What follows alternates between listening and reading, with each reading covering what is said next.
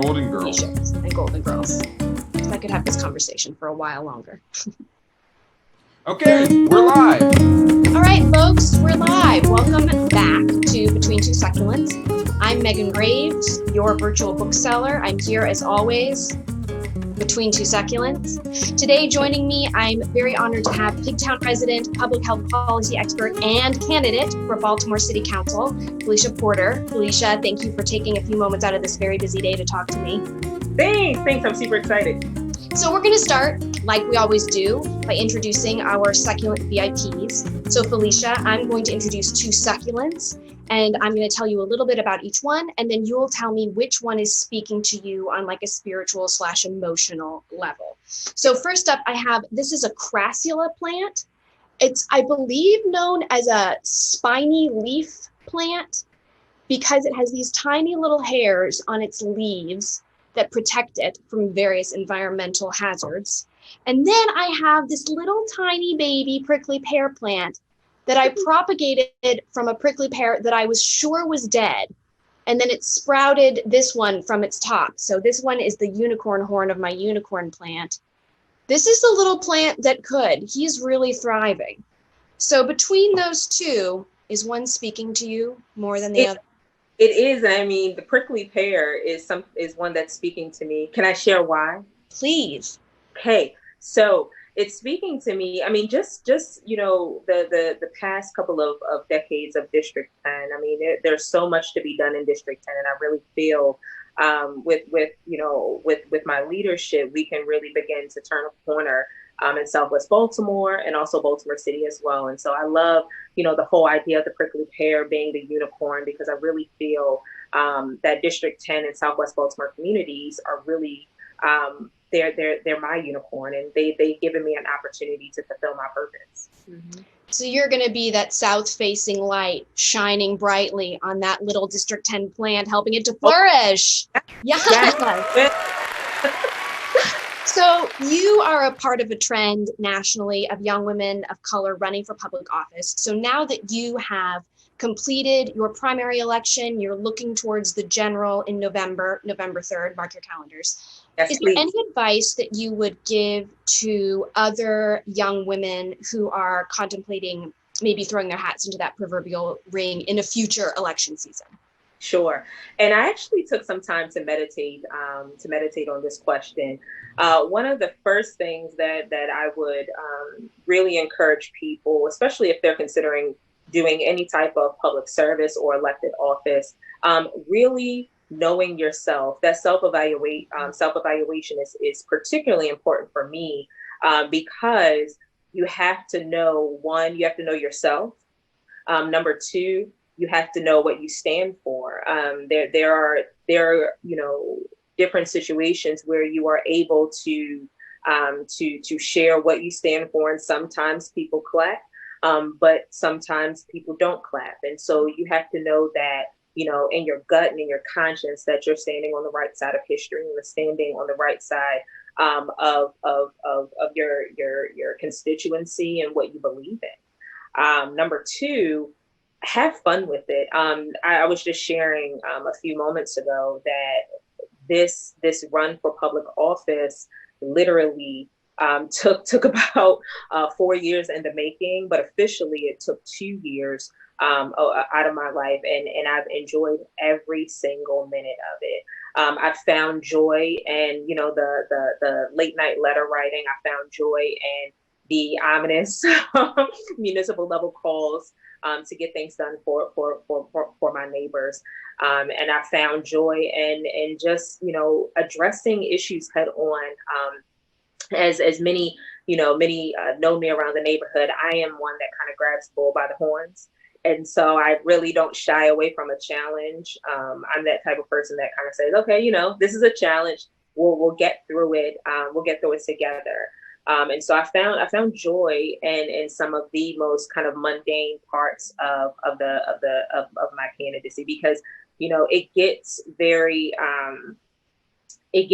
mundane when you're month 7 and the allure of running for office has worn off. You're tired.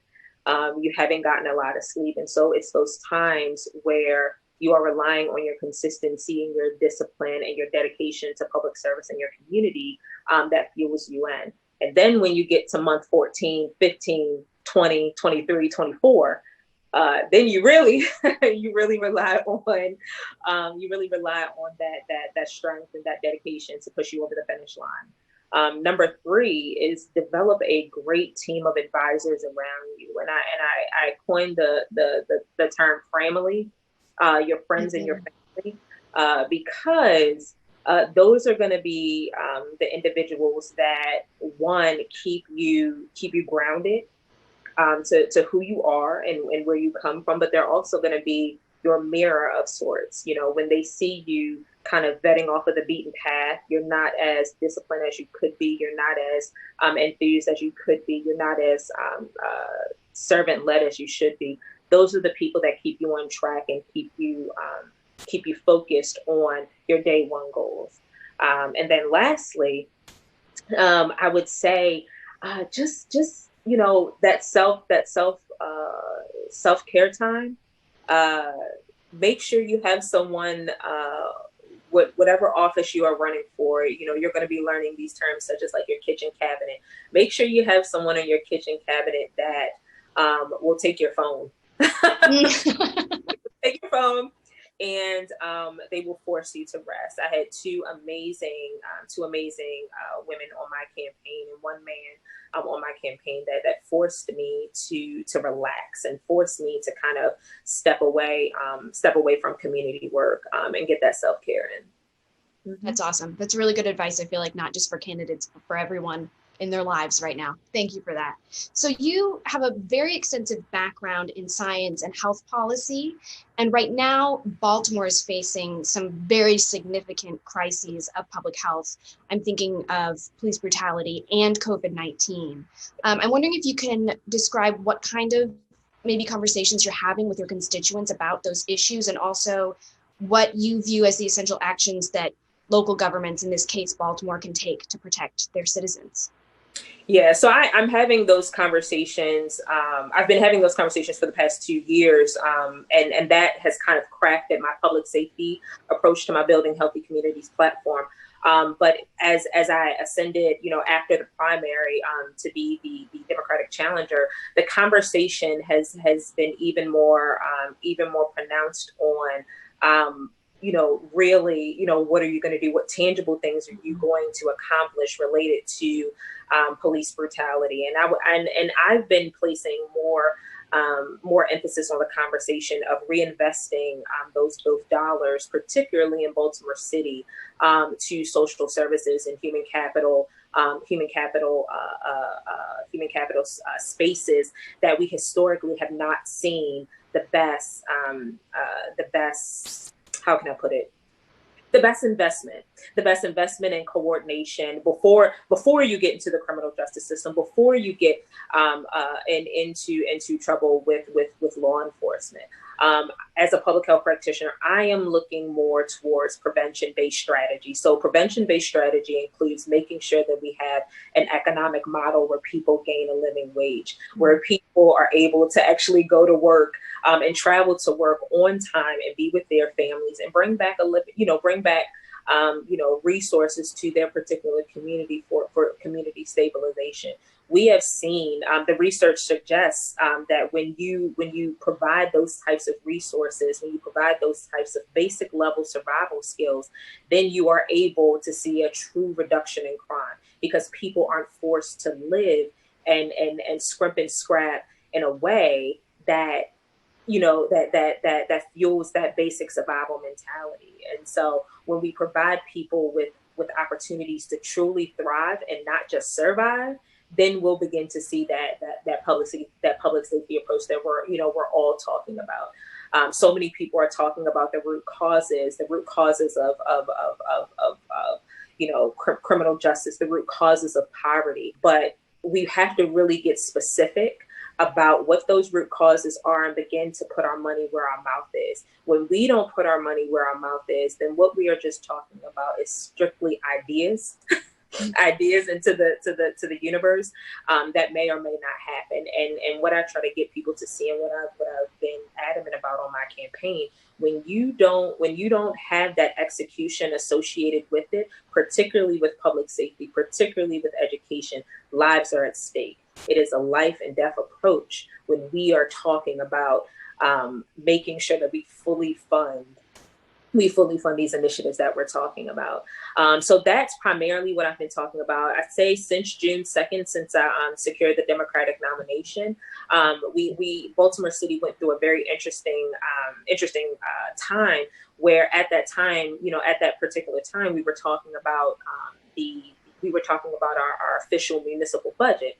And so, the conversation began to shift with the reallocation of the little over $22 million, $23 million that the mayoral administration actually aligned as a way to kind of reallocate those funds.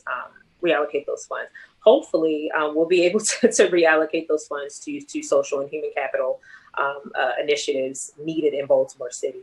Number two, you were talking, what was the second question? I'm so sorry.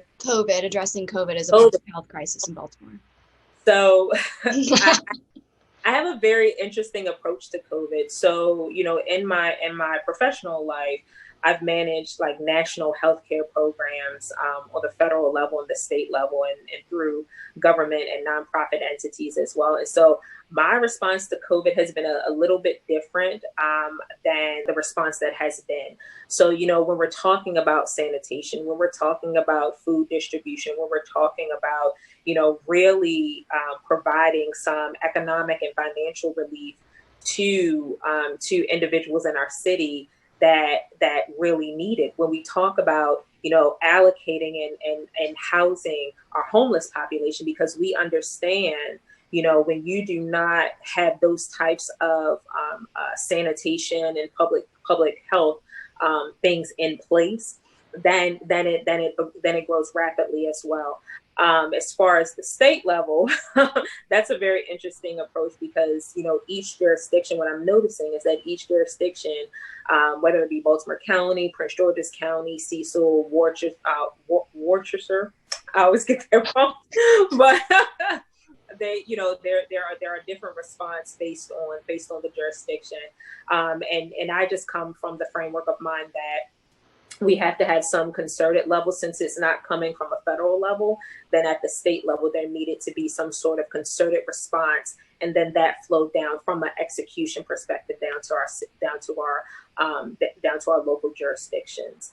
Now that we've kind of reached the 119 day mark, 119 day mark of COVID, I think we're now moving from kind of like the immediate COVID response, such as food, housing, et cetera. And now we are moving to more of, kind of that intermediate response. Like most people, are facing issues of evictions that are coming up within the next, well, I'm pretty sure, the courts have opened again. So they're facing aspects of housing crises that immediately when COVID began, they were placed kind of in a holding pattern.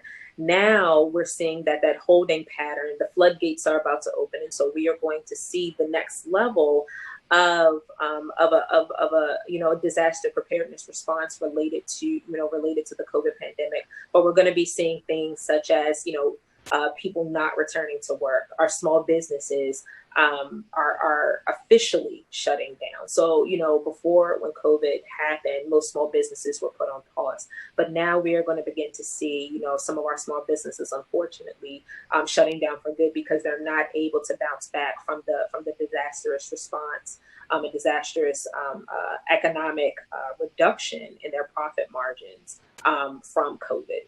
Mm-hmm. Thank you for jumping into those very complex issues. I appreciate that. Moving forward, the questions aren't going to be as complicated, but they're going to get weird, because we're about to start our lightning round. So here's how it works. I'm going to ask you 3 questions. If you answer these 3 questions correctly in the time allotted, one lucky viewer is going to win a Charm City Books magnet, a magnet with the power to hold up all the CDC recommendations for COVID. That's a lot of papers. Phylicia Porter, are you ready? I am ready. Okay, go. start the clock. Question Yes. 1. What is one business other than Charm City Books in your neighborhood of Pigtown that you rely on? Culinary architecture. Yes. Oh, I was in there on Saturday. It's great. Oh, Yes. no time. That's correct. Question 2. What is on the top of your to-read list?